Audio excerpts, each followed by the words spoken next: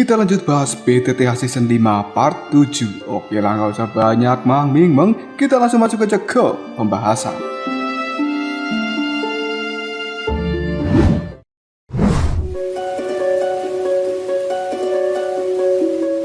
Kali ini Xiaoyan semakin giat mengasingkan diri untuk memperdalam kekuatannya. Hingga kini ia telah mencapai tahap Dadoshi bintang 8. Saat selesai, Xiaoyan pun teringat dengan Ratu Medusa. Dan ia takut jika sang ratu ular itu akan menempati tubuh dari piton penelan surga. Namun tiba-tiba saja terdapat sebuah suara yang mengatakan bahwa Xiaoyan tidak perlu khawatir karena Ratu Medusa tidak akan mungkin menyerang Xiaoyan sebelum mendapatkan ramuannya. Xiaoyan kemudian bergegas untuk pergi menuju gerbang Pan. Dan kali ini kelompok tersebut menjadi semakin besar karena banyak orang yang bergabung setelah mengetahui Xiaoyan mampu mengalahkan seseorang di tahap Dowling.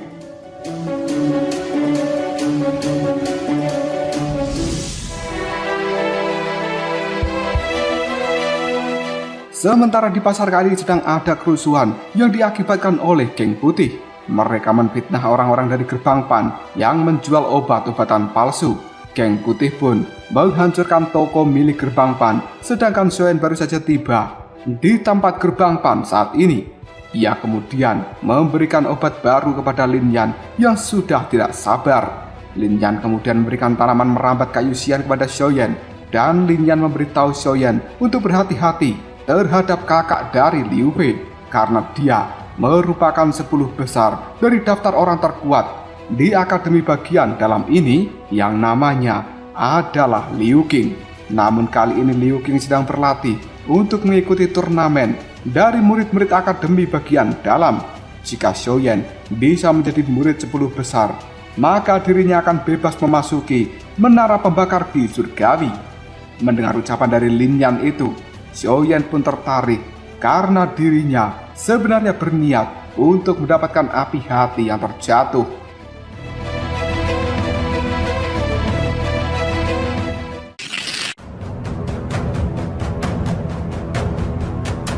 Tidak lama kemudian salah satu anggota dari gerbang Pan yang telah dikalahkan oleh geng putih menemui Xiaoyan. Anggota tersebut menjelaskan tentang apa yang telah terjadi dan Xiaoyan serta yang lainnya pun pergi ke tempat dari geng putih berada. Sesampainya di pasar, Xiaoyan pun sedikit adu mulut dengan Bai Cheng karena sebelumnya Bai Cheng berkata tidak akan mengganggu orang-orang dari gerbang Pan selama 6 bulan.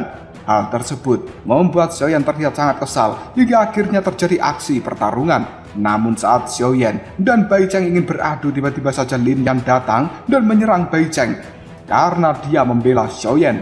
Detik berikutnya datanglah Han Xian menghentikan perdebatan antara Bai Cheng dengan Lin Yan. Dirinya membawa 3 buah pil yang telah dimurnikan.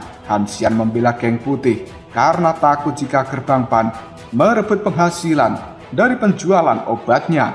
Xiaoyan kemudian mengajak Han Xian melakukan turnamen alkemis, dan Xiaoyan pun membuat perjanjian dengan Han Xian. Jika dirinya kalah maka gerbang Pan tidak akan menjual obat-obatan apapun di tempat ini lagi. Namun jika Han Xian yang kalah, maka dirinya harus membawa kembali hal-hal kotor atas semua fitnah yang dia lakukan terhadap gerbang Pan. Namun Han Xian saat ini malah meremehkan ucapan dari Xiaoyan.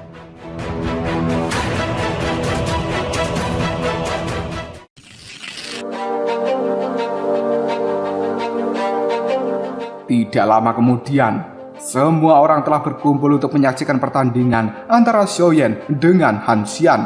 Tetua Hao juga telah datang ke tempat ini. Dirinya bertindak sebagai wasit. Keduanya pun dipanggil oleh Tetua Hao dan menempati meja mereka masing-masing. Sebelum memulai pertandingan, Xiaoyan dan juga Han Xian diperintahkan untuk membaca resep terlebih dahulu yang dibagikan oleh Tetua Hao. Xiaoyan sedikit terkejut karena yang dipertandingkan hari ini merupakan ramuan tingkat kelima yang tergolong cukup sulit. Di tempat lain, Tetua Agung dengan satu tetua yang lainnya pun sedang melihat pertandingan antara Xiaoyan dengan Han Xian. Walaupun Han Xian tergolong mahir sebagai seorang alkemis, namun Tetua Agung yakin bahwa Xiaoyan akan menjadi pemenang di dalam pemurnian obat kali ini.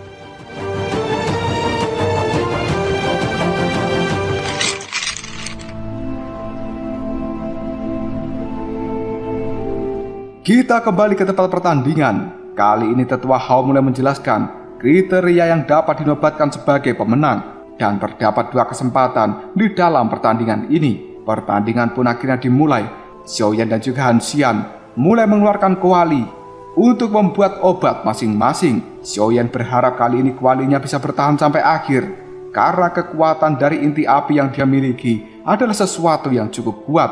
Han Xian mengeluarkan api emas dari dalam tangannya, membuat banyak orang menjadi terkejut, sekaligus juga merasa takjub, karena sebenarnya api milik Han Xian itu ditemukan di cangkang binatang buas naga kalajengking emas tingkat 7. Dirinya kali ini mulai memasukkan seluruh ramuan obat ke dalam kualinya, sementara Xiaoyan juga melakukan hal yang sama. Setelah beberapa saat, ramuan milik Han Xian pun gagal. Hal itu segera disusul oleh Xiaoyan yang juga mengalami kegagalan. Mereka kemudian kembali mencoba dengan kesempatan kedua. Dalam percobaan kali ini Han Xian selesai terlebih dahulu. Meskipun produknya hanya setengah jadi, namun dia buru-buru menyerahkan benda itu pada Tetua Hao.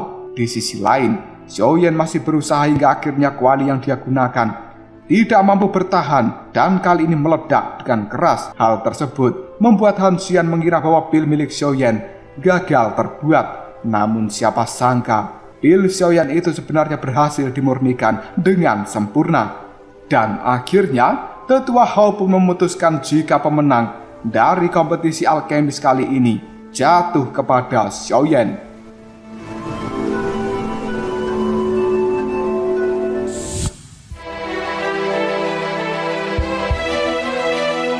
Hal tersebut membuat Gerbang Pan menjadi sangat senang.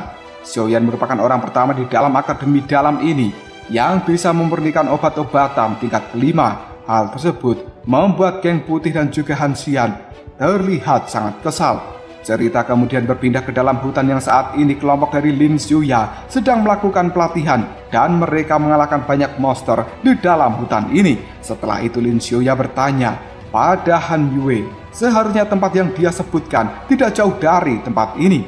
Mereka pada akhirnya bergegas menuju tempat yang telah dimaksud. Di sisi lain, Xiaoyan kali ini berada di atas tebing dan mencoba melatih teknik baru, yaitu langkah 3000 petir. Dia pun pada akhirnya berhasil menguasai teknik itu.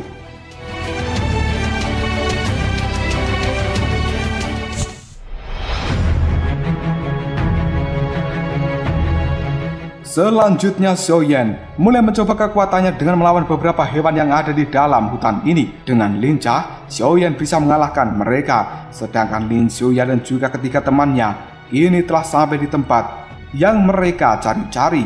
Di tempat tersebut, mereka pun dihadang oleh monster kera yang memiliki badan sangat besar. Pertarungan pun dimulai dan monster kera itu benar-benar tidak mau mengalah dengan kelompok Lin Xiuya. Tidak jauh dari tempat tersebut, Xiaoyan sedang memperkuat dirinya, dan pedang berat yang ada di tangan Xiaoyan saat ini digabungkan dengan kekuatan baru yang membuat teknik serangnya menjadi sangat mengerikan. Jika Xiaoyan bekerja keras, maka di masa depan nanti kemungkinan dirinya akan bisa menciptakan kemampuan bertarungnya sendiri.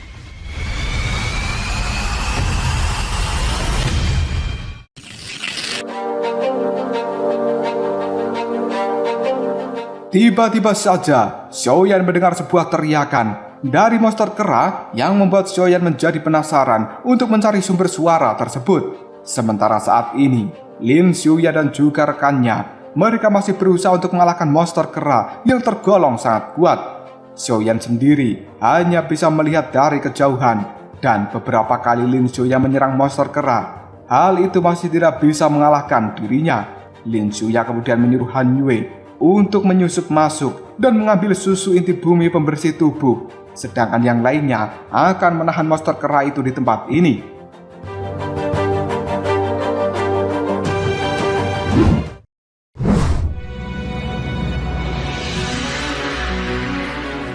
Detik berikutnya, Yalo mengatakan bahwa susu inti bumi pembersih tubuh merupakan kekuatan murni yang tercipta dari alam, dan hal itu memiliki efek sihir untuk pembersihan sumsum dan juga tulang, sehingga mampu meningkatkan kekuatan dengan cepat. Kenapa monster kera itu bisa berbicara? Hal itu sebenarnya juga merupakan efek dari susu inti bumi pembersih tubuh. Menurut Yellow, monster kera tersebut merupakan monster yang cukup langka karena memiliki darah jahat di dalam tubuhnya. Namun hal itu masih belum bisa dibandingkan dengan piton penelan surga milik Xiaoyan, karena ular ini termasuk ular ras kuno yang cukup legendaris dan kemungkinan akan mampu mengalahkan monster kera dengan cukup mudah. Dengan sayap dokinya, Lin Xiaoyan saat ini memberikan serangan pada monster kera dan dirinya berhasil mengalahkan monster tersebut. Namun hal itu hanya berlangsung untuk beberapa saat, karena tidak lama kemudian monster kera pun kembali bangkit dengan garis darah jahat yang ada di tubuhnya yang kali ini sudah bangkit.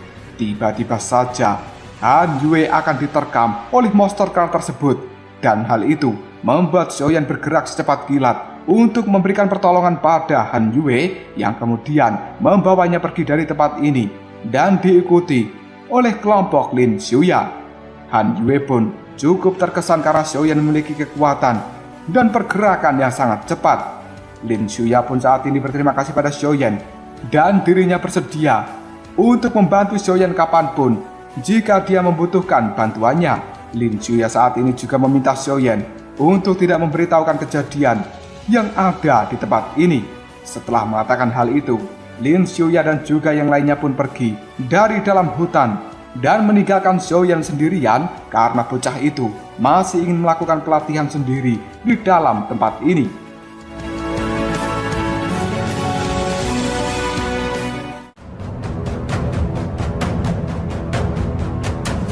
Lalu apakah yang akan terjadi selanjutnya?